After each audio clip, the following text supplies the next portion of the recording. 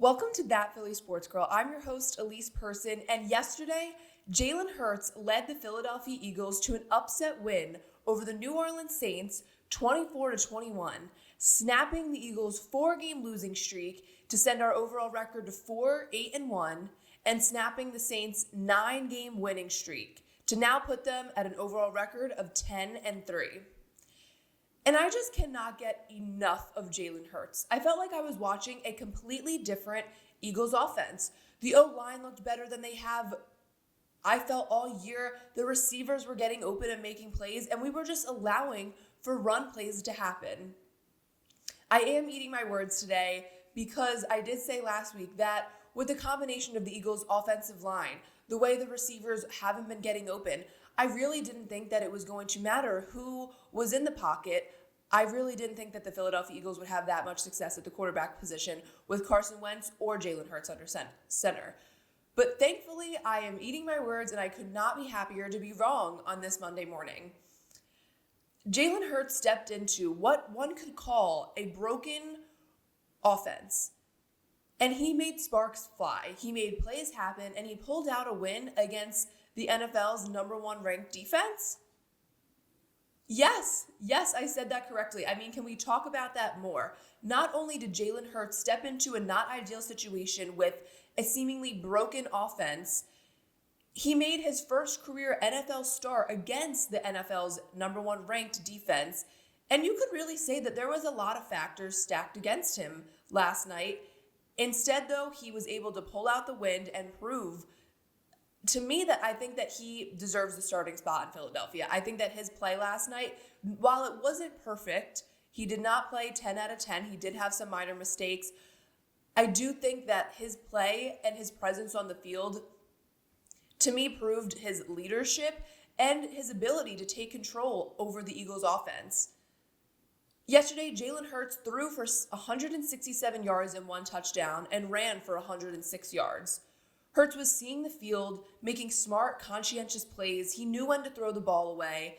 And like I said, was a clear leader on the offensive end. I think it was so great to see him throw the ball away and not force plays like we would have seen Carson Wentz do in the past.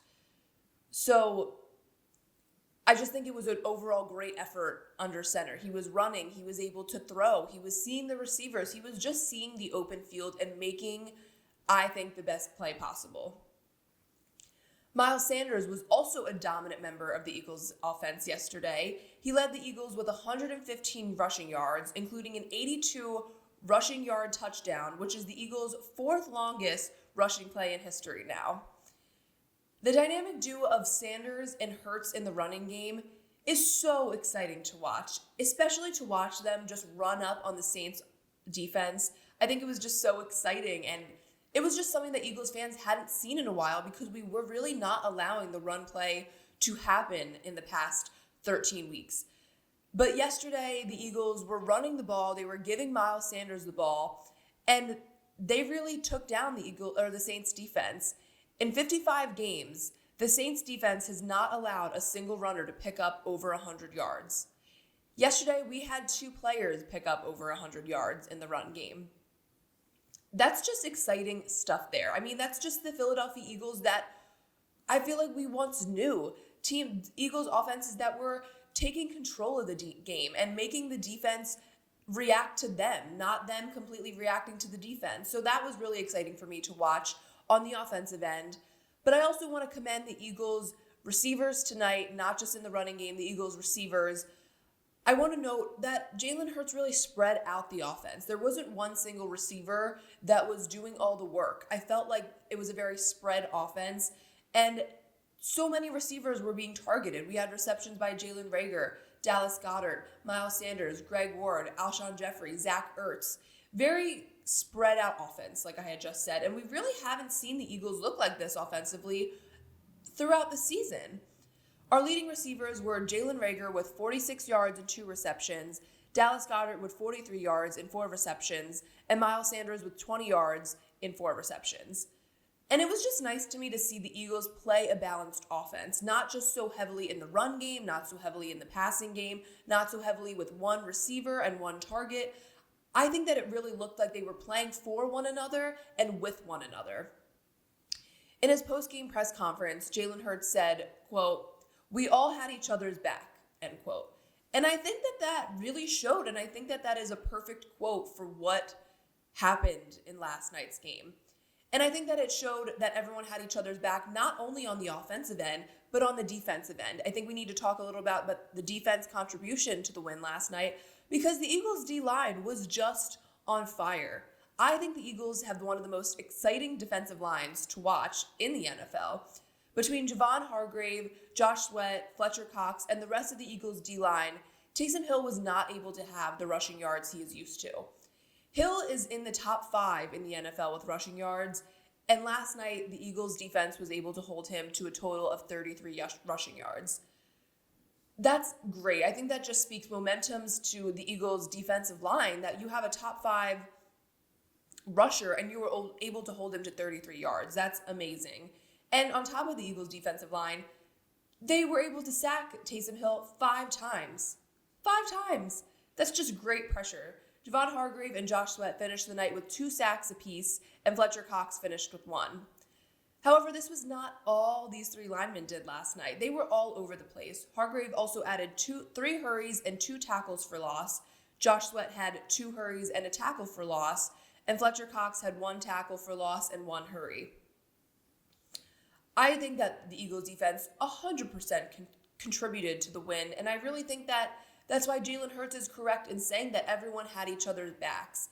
I feel like there was a lot of games this year where the defense would be having a stellar game and then the offense just couldn't produce. And to me, the Eagles offense and the Eagles defense needs to have each other's back in that aspect, where if I'm going to go work hard on the defensive end, I also need the same respect and hard work on the offensive end. And I think that last night was really one of the first times that we were able to see the Eagles play a full 4 quarters on both ends of the ball. Now, the Eagles defense was not perfect. We are still having issues in our secondary position. Taysom Hill was able to throw for 291 yards and 2 touchdowns. So that's clearly a big gaping issue right there. The Eagles did come up with a great interception, and we did have multiple injuries in the secondary. We lost Darius Slay with a head injury, Avonte Maddox with a knee injury, and Rodney McLeod with a knee injury. So these are definitely substantial losses in our secondary position, but if the Eagles want to have a shot at playoffs and playoff wins, they need to clean up the secondary. They need to clean it up, because I just think that it's getting more apparent how weak the Eagles secondary is, and I think that especially going into next week, I don't think we can afford another loss. I think that it's a must-win against the Cardinals if we want to head into the playoffs, but we'll get into that in a little bit. But just overall, I do think the secondary needs to be cleaned up. But I just am nothing but happy with the Eagles win last night. I think that the team came together and took away a huge win against a great team, and it was just refreshing as an Eagles fan to watch that. So now let's get into the NFC East play this weekend. The Washington football team defeated the San Francisco 49ers 23-15 to put Washington atop of the NFC East with an overall record of 6-7.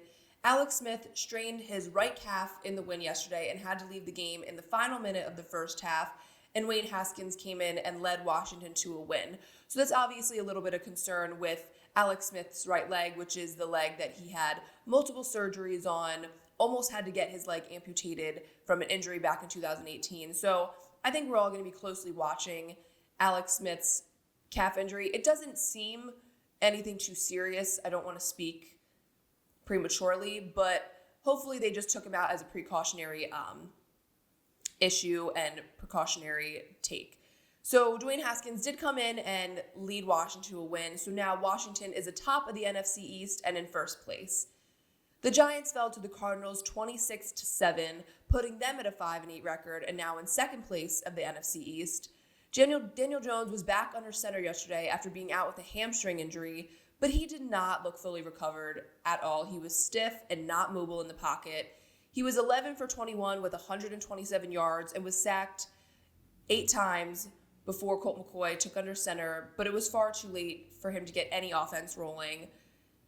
Cardinals' Hassan Reddick finished the day with 5 sacks and 3 forced fumbles, 3 sacks being delivered to Daniel Jones and 2 to Colt McCoy. So, the Cardinals were all over the field, and that's also something that we need to look at going into next week as we're playing the Cardinals. Clearly, their defensive line is quick in the blitz and was hungry to get those sacks. But before we talk about next week, I just want to quickly talk about the Cowboys. The Cowboys defeated the Cincinnati Bengals 30-7, giving them a 4-9 record, but still holding on to last place at the NFC East. Thank you, Cowboys. Thank you for continuing to hold on to last place. So we're not in last place. But Andy Dalton finished the day with 185 passing yards and 2 touchdowns.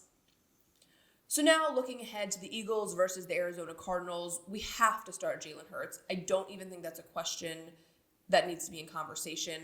I know last night Doug Peterson did not say explicitly who the starter going into next week is, which to me was a little bit frustrating, but he did say, I just want to enjoy this win.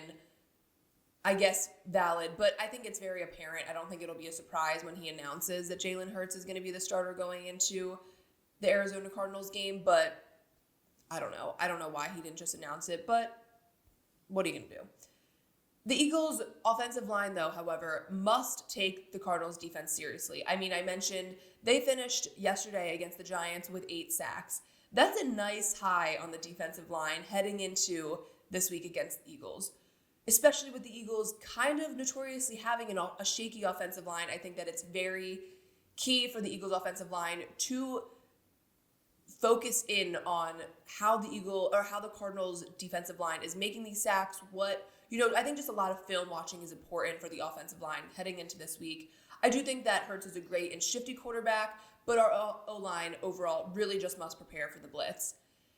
And defensively, I just think the secondary needs to be cleaned up. Hopefully we can have Darius Slay, Avonte Maddox, and Rodney McLeod back in the mix, but if not, we still must be able to defend against Kyler Murray and the passing game. Well, that's going to do it for this week. Thank you so much for tuning in. I'm That Philly Sports Girl, and we'll see you next week.